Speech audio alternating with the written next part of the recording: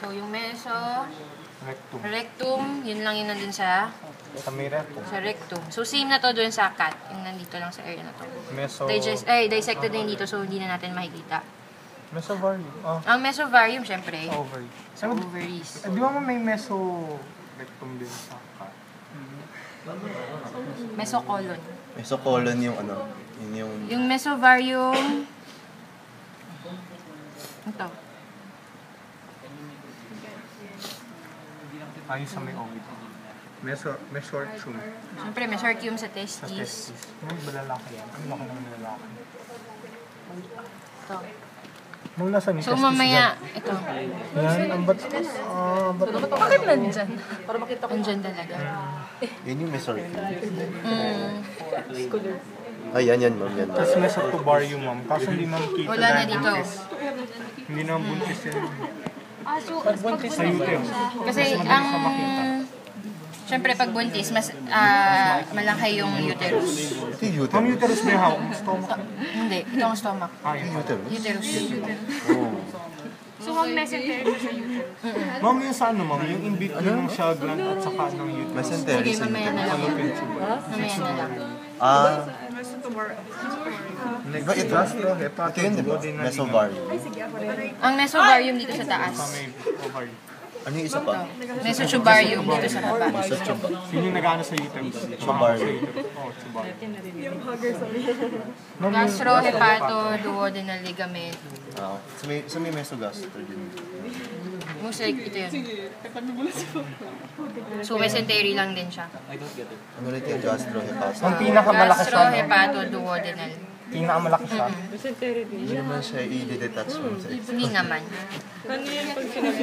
Hepatoduodenal. Pwede ba namin galaw-galawin? Hindi. Parang naputol na dito. Yung extend ba siya? hepatoduodenal kasi nakatakpan. Ulit yung mesorchium. Sa testis. Mamaya, aanhin natin ulit yun. Next, ma'am, ay suspensory ligament sa intestines. Suspensory, hindi ko maalala kung nasaan. Sa may intestine siya. So, ito siguro yun. Yan, ma'am. Tapos, coronary ligament. Coronary ligament. Yung ligament siya, ganyan-ganyan lang. Mesenteries lang. Ano?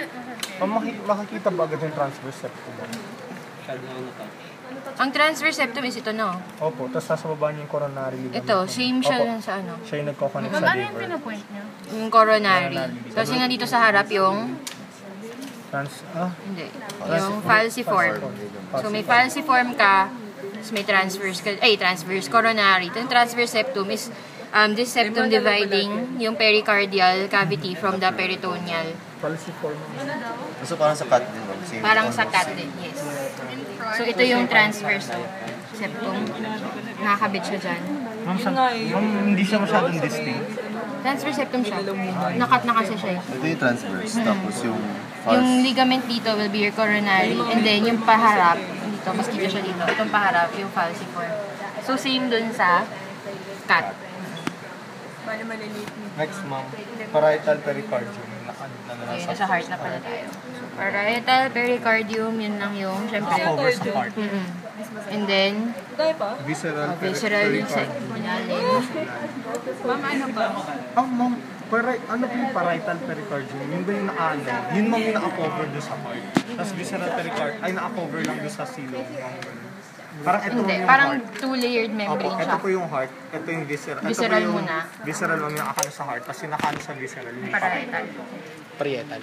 Yung sinus venosus, Nasa baba. itong fan shape dito.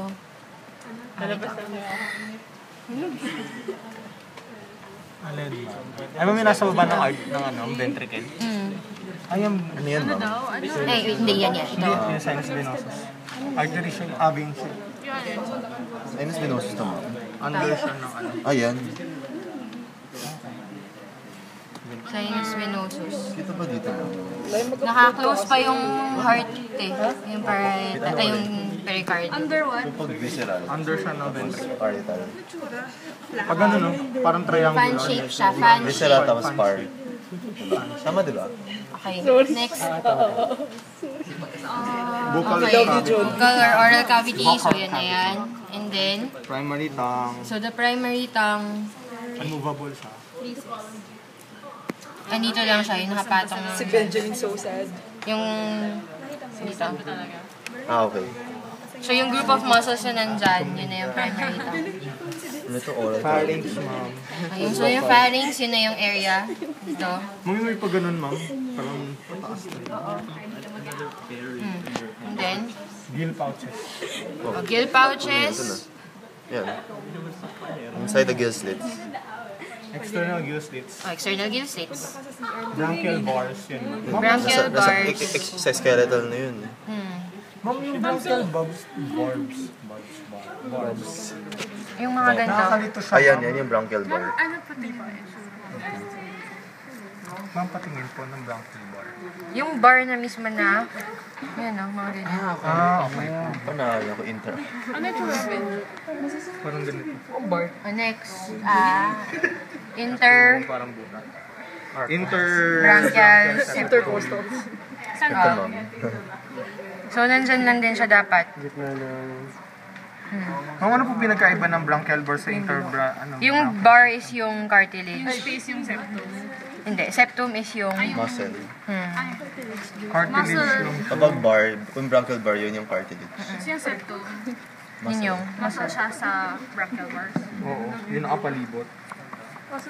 Demi-branch or holobranch. Demi-branch at holobranch. So, pag isang side lang demi-branch, kapag both sides holobranch. Ma'am, ng mga gill slits So, po. pag tinanong sa'yo, kunyari, how many demi-branchs will you find? 6?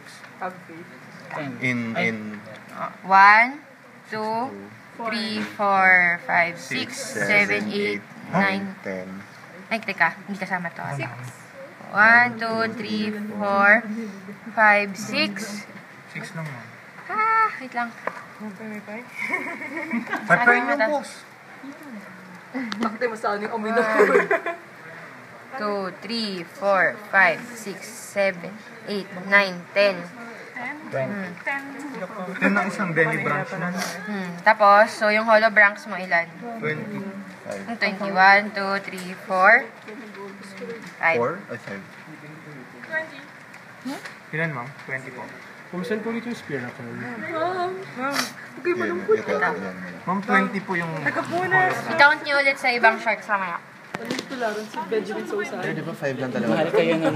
Yung first one was spear. Mahal kayo nun. I-count nyo.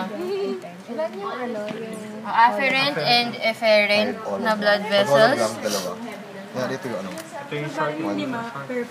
So, si afferent na blood vessel, makikita nyo siya dito, sa area na to. Pero, kuha tayo mamaya ng dissected yun dito para makita natin siya. Hindi siya kita dito eh. Interbranchial septum, di ba yung nasa gitna ng hollow? Oo. Paano po siya? Mas maganda siya sa pag-opened na. Nakikita natin mamaya. Tapos, gill lamellae. Yung gill lamellae is yung mga protrusions dyan. Teka, kuha ko ng shark na dissected yung